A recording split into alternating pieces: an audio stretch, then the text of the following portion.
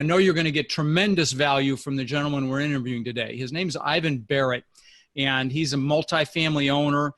He's raised over $24 million in equity, and has acquired over 1,800 units, and manages over $100 million portfolio. And we're going to dig into how he got from where he's at, from where he was to where he is now. And excited to have you on the show, buddy. Rod, it's great to be here. It's finally just so honored to be on your show specifically. Love listening to the show.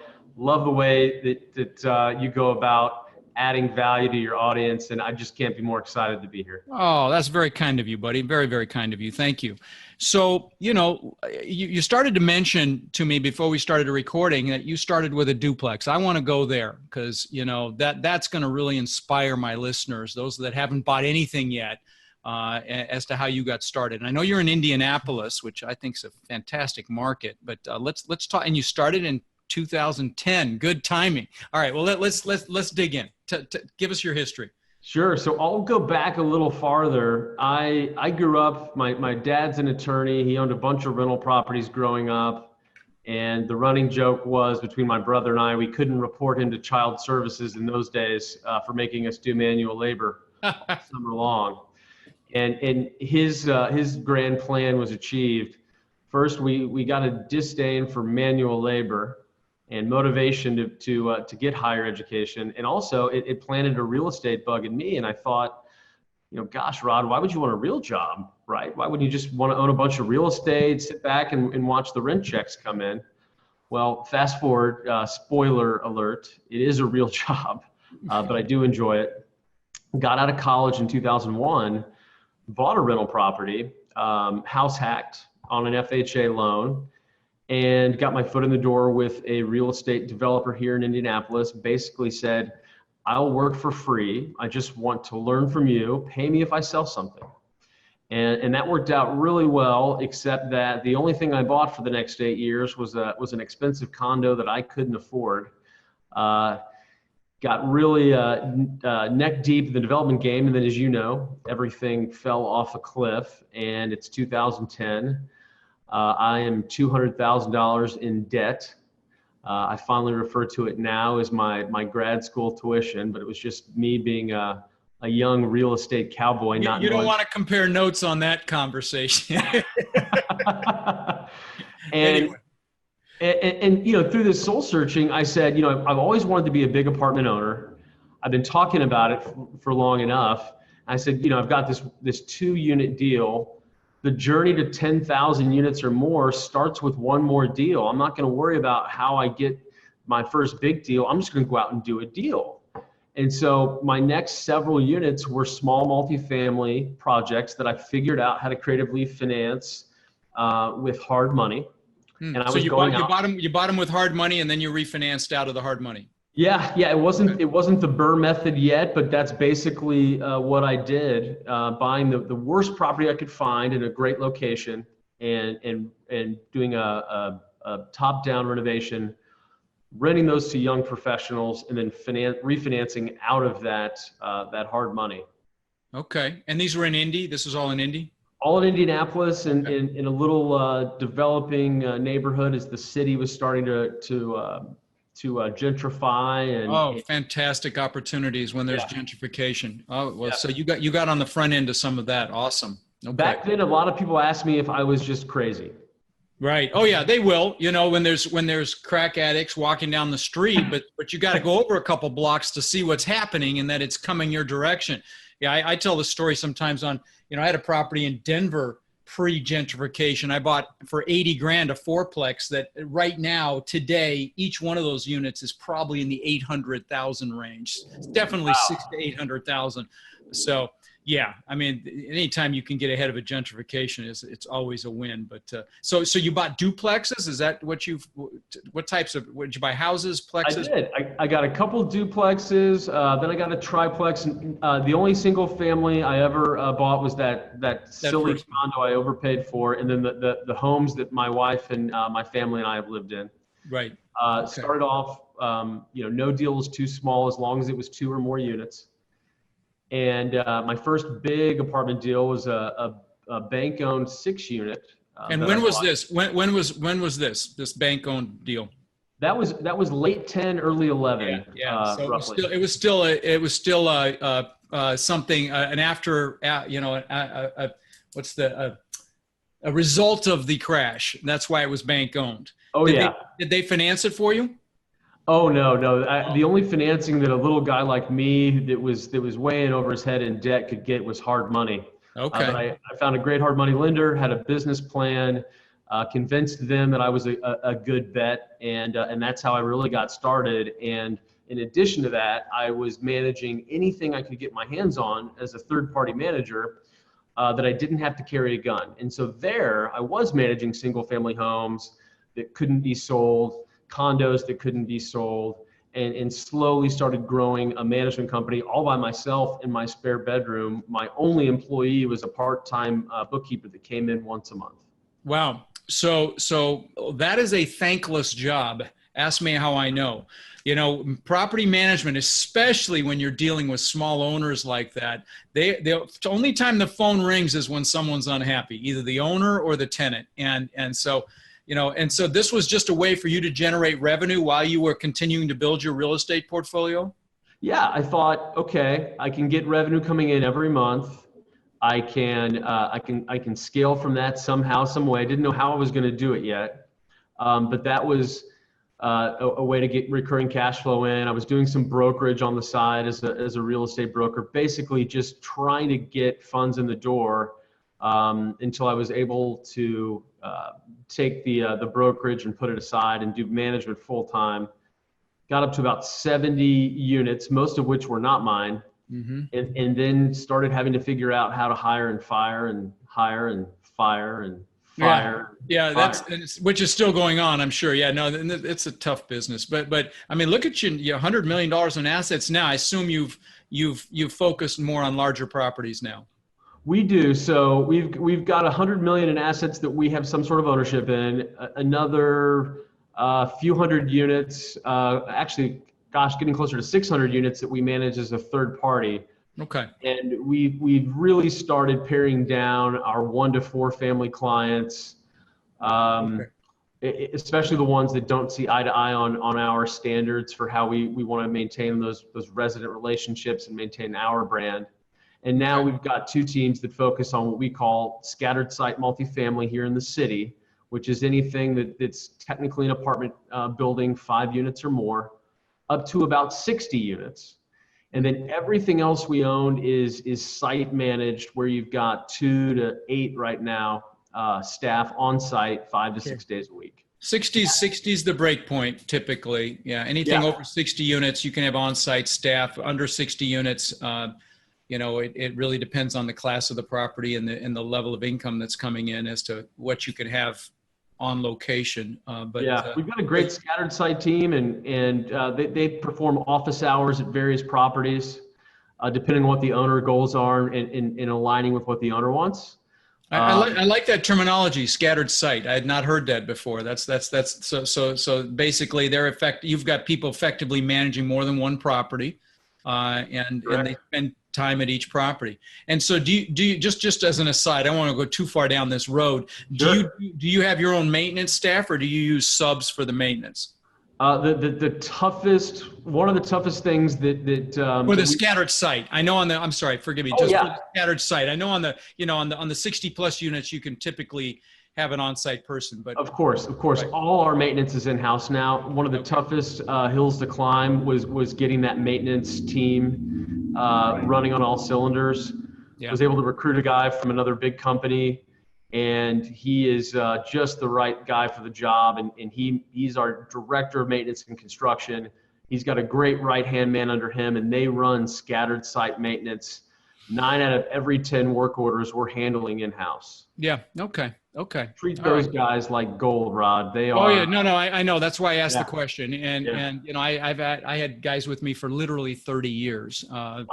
Built a crib for my daughter when she was born. And yeah. So no, you value those particular relationships very, very highly because they're so difficult to find.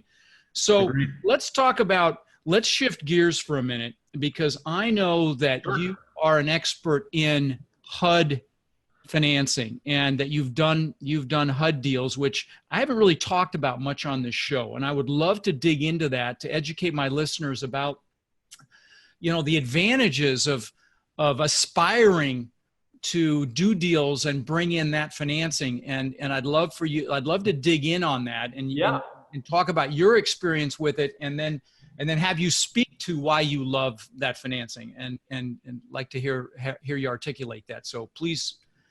Absolutely. It is with HUD, it is a love-hate relationship, but mostly love. Right. My DNA is greatly impacted by what happened in the Great Recession. So coming out of that, I started looking at all the large multifamily players in my space and quickly realized that they were using agency, and some of the largest ones, in many cases, were using this HUD debt because you get extremely high leverage, 85%. Right. You can get 30 to 40 year amortization. Fixed. And it's fixed. Right. I mean, it's fantastic debt. Yeah. And right now it's about 75 to sometimes 100 bips below even agency debt. Mm-hmm. Right. A lot of brain damage comes with that. Right. By the way, guys, Bips is a percentage of a percentage. Okay. Could you explain Bips to my listeners so they understand what you mean? Some of them. Absolutely. So 100 bips or 100 basis points is 1%. 1%. So usually when we're talking to financiers on the debt side, we're talking, everybody runs in Bips now. So, hey, today the rate might be 465, or it might be 100 Bips over a given index. Right. That sort of thing. So it's just shorthand in the right. So at 465 that'd be 4%, and 4.65% be 65 bips above 4. So just trying to have my help my listeners understand what that means, because that is a very common nomenclature. So basically HUD financing is almost a full percentage below agency debt sometimes, which is just extraordinary. And guys, when we're talking millions of dollars, that's a big number in savings. All right. Oh, yeah. Continue. Yeah. Now here's the kicker, Rod. They will, if you can put together the right business plan on a value add opportunity, they will finance 85% loan to value on purchase price, reserves, and your renovation budget. Wow. All in. Wow. Now that's on a purchase. On a purchase, or if you're recapitalizing an existing deal. Absolutely. Okay, so let's do these one at a time. Now on a purchase, I know that HUD financing takes a lot longer than agency debt. What's the typical timeline? So typically you're going to be looking at 6 to 9 months. We've got a couple done maybe a little bit faster than that. Right. But typically you can expect 6 to 9 months. 6 to 9 months. So on a purchase, you're not going to get a seller to stand still that long. So we're pretty lucky, and there's plenty of guys that do this or platforms that do this. We've got a local HUD originator and servicer, which when you get into HUD, I'm a big fan of having a servicer that you can pick up the phone. Mm-hmm. They also own a bank and will provide bridge financing. So they'll underwrite me to HUD standards, which they've been doing for 25 years. Wow. But right out of the gate, they'll underwrite you to the HUD standards, right, and provide you with bridge financing in advance of the HUD financing. Yeah. Otherwise, we'd never get a deal done. Right. You'd never get a deal done. I mean, geez, you're hard pressed to get 30 days due diligence today. All right. So that's a purchase. So what are the details of a refinance as it relates to loan to value and these other things? Well, I really want to drive home on purchase. Okay. You can give them you can show them your business plan, and if they buy into your value, say Rod, I'm gonna put in $5,000 a door. I'm gonna raise rent $75 a door in the next 2 years. Same thing you do for agency debt. I mean, you paint that same picture. It's no different. Okay. Exactly, but HUD will loan me the money to execute that. Wow. Yeah. I'm amazed more people aren't doing it. Let's talk about the hate side of a love-hate relationship. Well, I guess it's the upfront fees for one thing, I'm sure. It's expensive, so you definitely want to be north of a 150, preferably 200 to 300 unit deal. Okay. There's just a lot of brain damage, and you're never going to know everything going in. You just got to have a great team. a great originator, and just trust in the process. Okay.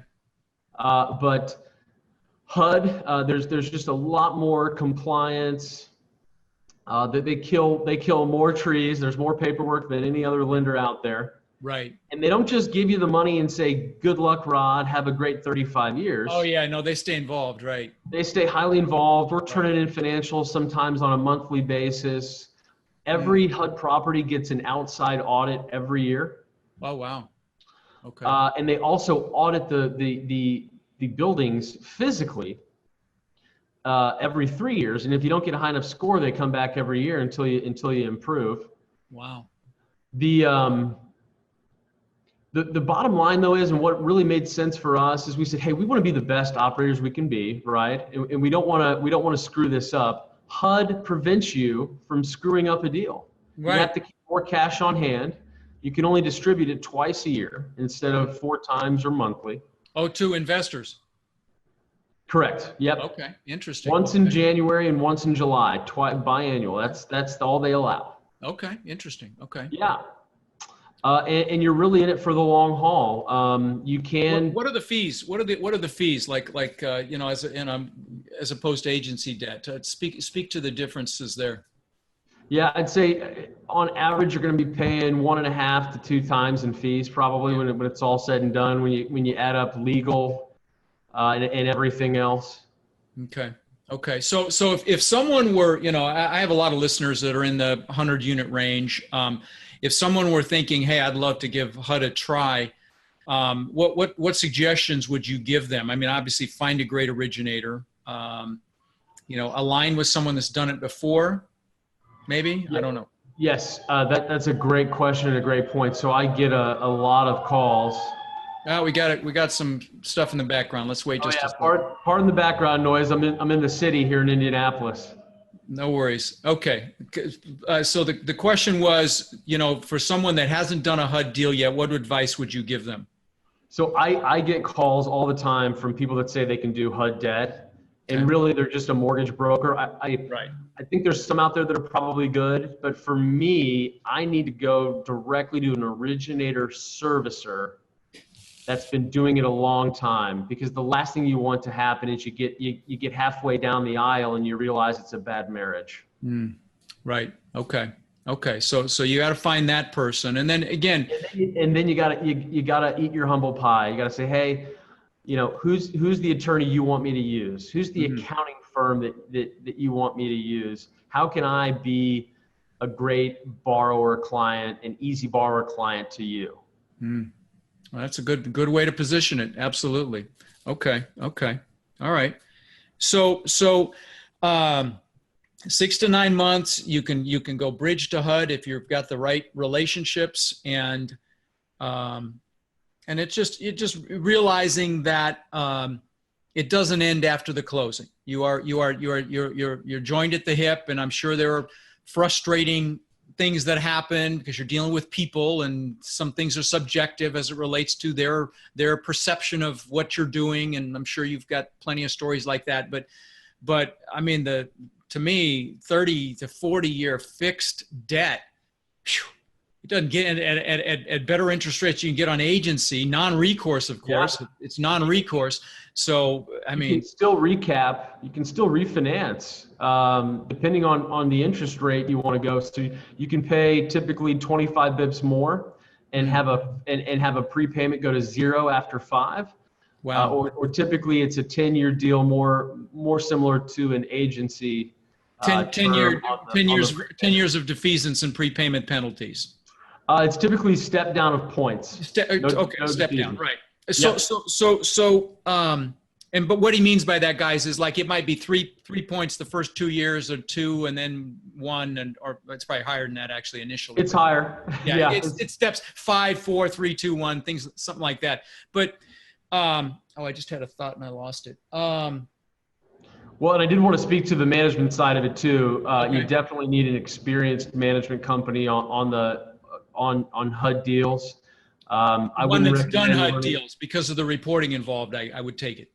The reporting, and then you've also got these repairs between the bridge loan and actually closing on the HUD loan. You typically have anywhere from $200,000 to $500,000 of what HUD calls critical repairs that you have to fix before they'll finance you. Sidewalk repair, sometimes some ADA compliance, switching out doorknobs from. What sorts of things would you do ADA compliance? And that's disabilities, guys. If you don't recognize that term, what sorts of, like handrails and ramps and things like that? Handrails. They'll make you upgrade to the new handicap standard curb ramp instead of just piling up some asphalt next to the curb. You've got to do the new curbs with the knobs on them. Okay. All ground floor units have to be handicap accessible. Wheelchair wow, that's huge. Yeah, that's huge. Yeah. Now you can work around some of that if the project is built prior to 91, 92. So if you're taking an older C asset, you can avoid a lot of that. They will do C assets then, because I thought they were pickier than that. Oh no, I'm glad you asked. We love using HUD financing on older buildings. Okay. And again, one trick that we had, can't take credit for it. It was having a good originator, good servicer. Is we front loaded our reserve on a late '60s vintage property, and by putting more money than HUD requires into my reserves, I can finance that again on 85%. So if I want to put 500 grand away, right, we're talking an extra 150,000 of equity.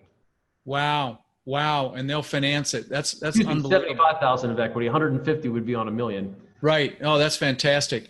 So let me ask you this: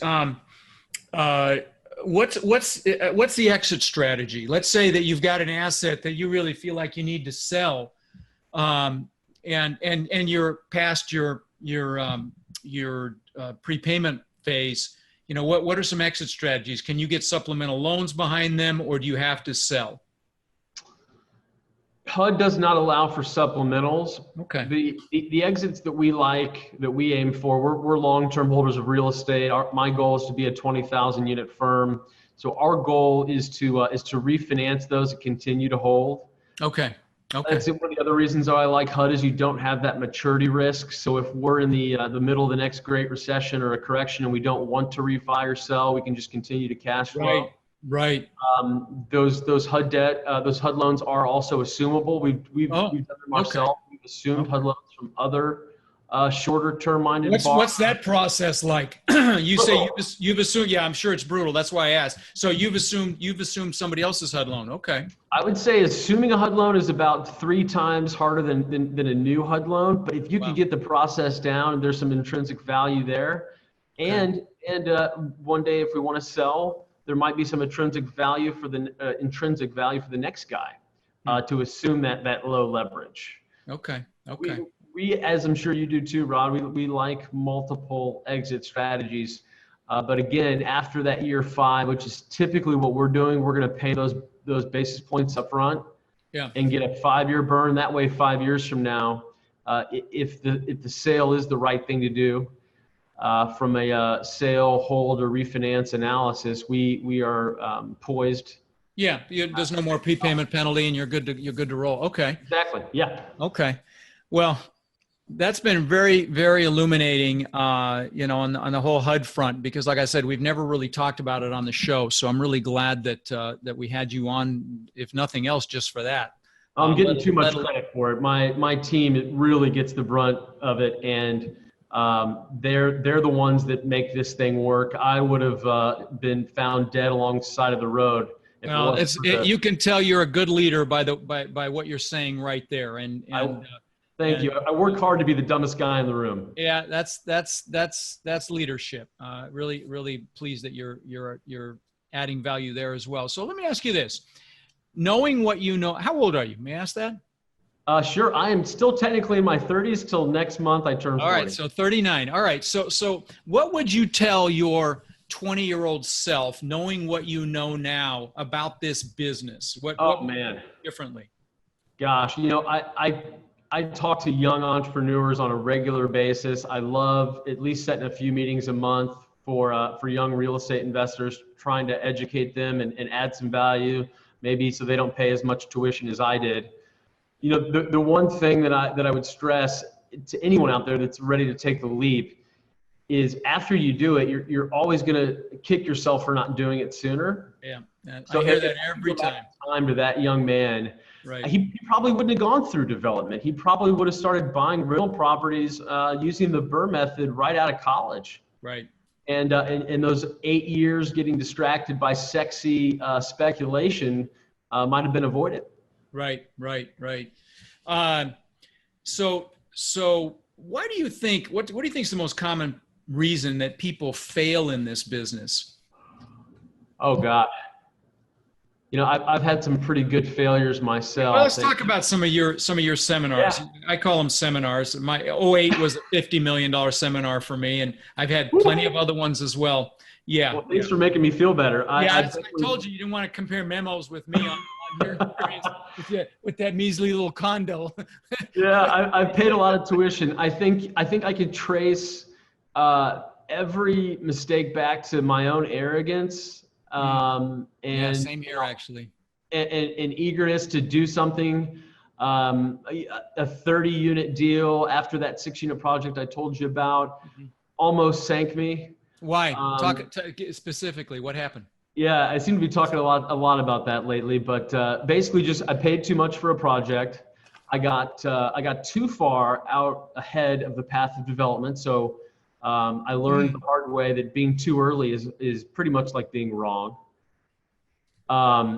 Another mortal sin in multifamily, as you know, is thinking that you're going to make improvements out of cash flow. Oh yeah. In fact, let me just hammer that one home. Guys, do not think that you're going to buy a property and make the improvements from the cash flow. Do not go there. You raise the money in advance. Otherwise, don't do the deal. And I hear that time and time again. Yeah, okay. Mortal sin. I learned that one the hard way, and I hope that I can learn or educate others.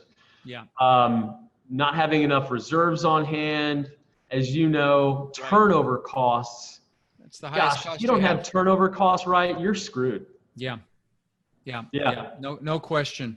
So and now we're in this market where everybody wants to jump into real estate. There's still great opportunities to find. I think the best lesson is discipline. Right now, we're probably looking at 200 deals just to get one done. Right. Yeah. I had Albert Bears on the show. 20. I don't know. I think one time he had 30,000 units. I think he's down to 17,000 now, but they're all his. They're not even syndicated. And, wow.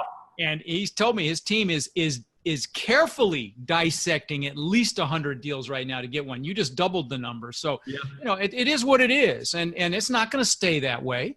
And for those of you that are brand new, it's a great time to learn the business, great time to study deals, great time to make relationships and immerse yourself in this thing.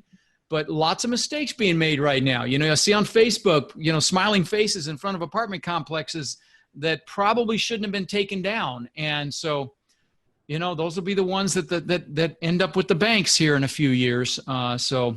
Yeah. You and I will be buying those next, right? Yes, sir. So, did you, I'd like to talk for a second about mentorship and coaching, because we touched on it before we started recording. And I know you're in the Entrepreneurs Organization, EO, which I've heard great things about. And it's an incredible mastermind. I've got a great friend in Atlanta. In fact, my little niece is in one as well, in an EO group. And so speak to your opinion of masterminds. Going back to that arrogance, the other side of the spectrum, one of probably the most transformational piece for growing my real estate business has been forcing myself to be with a group of peers on a regular basis that hold me accountable, right? And get me out of the weeds and get me back up to looking at the big picture. Yeah. In one of my masterminds, I'm the only real estate guy. I've got so much value from learning from other entrepreneurs in other industries and getting out of my own box. Yeah, fantastic way to learn, because I'm sorry I interrupted. That was no, not at all. I'm notorious for it. That's all the hate mail I ever get is interrupting. But I get excited and I have to talk. The that dynamic is one of my favorite dynamics, because what's fascinating about it is you could get insights about marketing methodologies or communication, communication. Yeah, that you're never going to hear, in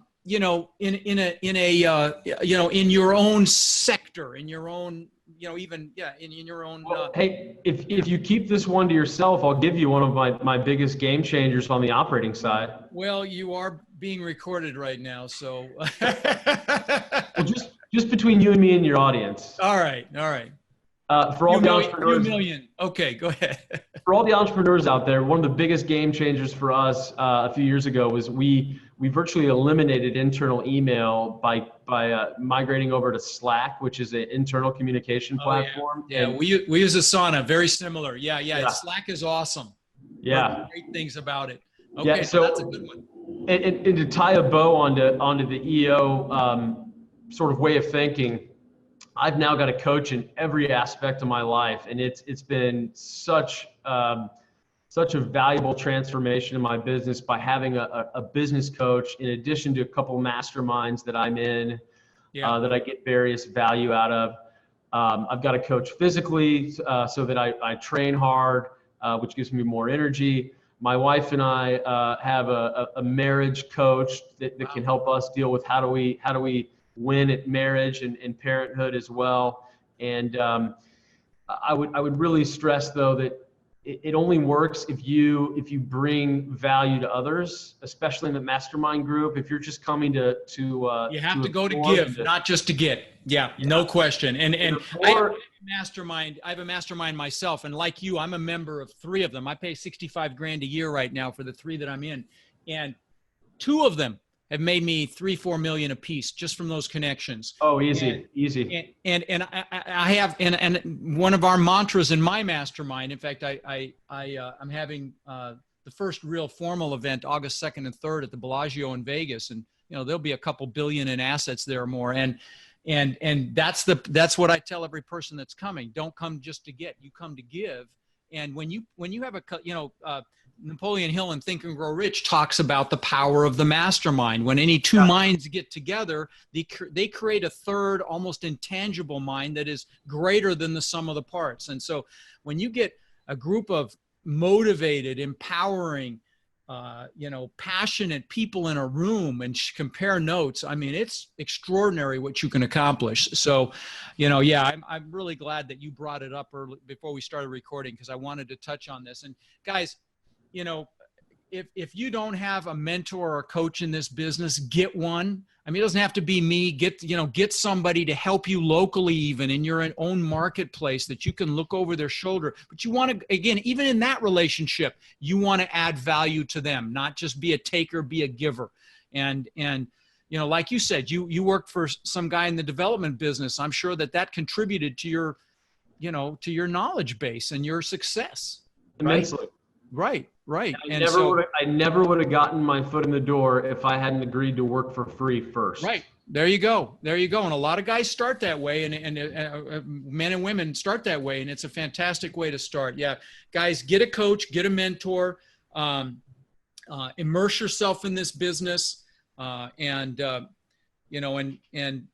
by the way, let me do a little plug. I've got my August boot camp, 3-day boot camp in Chicago, August 24th, 25th, and 26th. And tickets are as low as $200 for 3 days. It's a no-brainer. So if you can make it, come see me. No outside speakers trying to sell you stuff. It's just me. And, go to multifamilybootcamp.com and come see me. And, I'll see if I can talk Ivan into coming and being a panelist, maybe, because you're not that far from Chicago. So we'll see what your schedule looks like. All right. Well, listen, my friend, it's been very eye-opening. You've added a tremendous amount of value. Very grateful for you being on the show. And, leave my listeners, the ones that want to do this business, the ones that know they want more out of life, that deserve more out of life, that want to create that financial freedom for their family. Leave them one last little bit of wisdom, please. Don't give up. Be persistent. That's it. And if I guess if I could give 2 nuggets, I would say I'm a huge fan of sticking with one model. Focus on it intently, fire that, shoot with that rifle, not that shotgun, and Be a do specialist. one model very, very well. Yeah, love it. I never give up. Look at this. I'm holding up my sign on my desk. Winston Churchill, never, never, never give up. I love it. I love it. This has been so much fun hanging out with you, Rod. Yeah, right. And Napoleon Hill in Think and Grow Rich says that exact same thing that you just said. Be a specialist, not a generalist. You need to specialize. It's the exact same thing you just said. Shoot with a rifle instead of a shotgun. Absolutely. Thanks, my friend. You really added a ton of value. I'm excited to stay in touch with you. Likewise, Rod. Thank you for having me. It's been an honor. Awesome. Take care. You too. Thank you for listening to the Lifetime Cash Flow Through Real Estate Investing podcast. If you've enjoyed the show, please take a minute to visit iTunes and leave your comments. For more resources or to connect with us further, please visit our website at rodkhleif.com. Tune in next week for our next show.